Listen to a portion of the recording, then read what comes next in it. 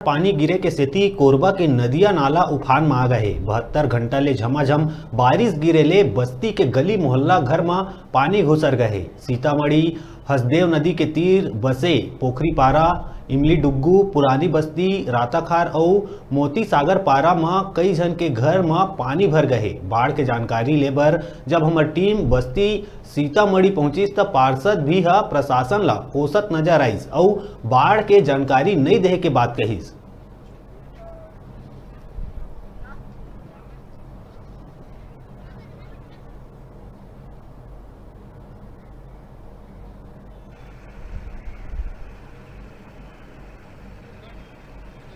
कोरबा जिला में बारिश के असर देखे बर मिले हैं। आप मन देख सका था कि सीतामढ़ी क्षेत्र में कैसे बाढ़ के असर देखे बर मिले हैं।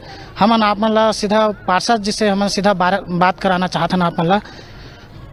हाँ जी पार्षद जी बताओ, अभी बारिश के क्या स्थिति है? अभी बारिश अभी जो 3-4 दिन लगातार चली से भैया, ओकर वजह से हमन के जो पोखरी पारा है वह बहुत प्रभावित हुई से। और कोरबा जो हसदेव नदी है तेकर तीर में जे बस्ती बसे है वहाँ मैं कथा बहुत प्रभाव पड़ी से। प्रशासन तरफ से ऐसा कोई अलर्ट जारी या कुछ सुविधा उधर? भैया आज के प्रशासन का इतना लापरवाही करते मतलब समझ नहीं आते। काहे कि कभी भी नदिया में पानी थोड़ा से भी खोले जाते तो पहली आज ले 2-4 साल पहली हल्ला हुआ है कि भाई नदी में पानी खोला था, आप मन ध्यान रखिए। मगर आज अचानक इतना कन पानी खोल दे जिसमें कई जन के घर, मोटरसाइकिल, दुनिया भर के सामान है पूरा बुड़ गए भैया। यानी आप मन कहना चाहता कि प्रशासन मुनादी नहीं करा है और सामान तहस नहस हो गए।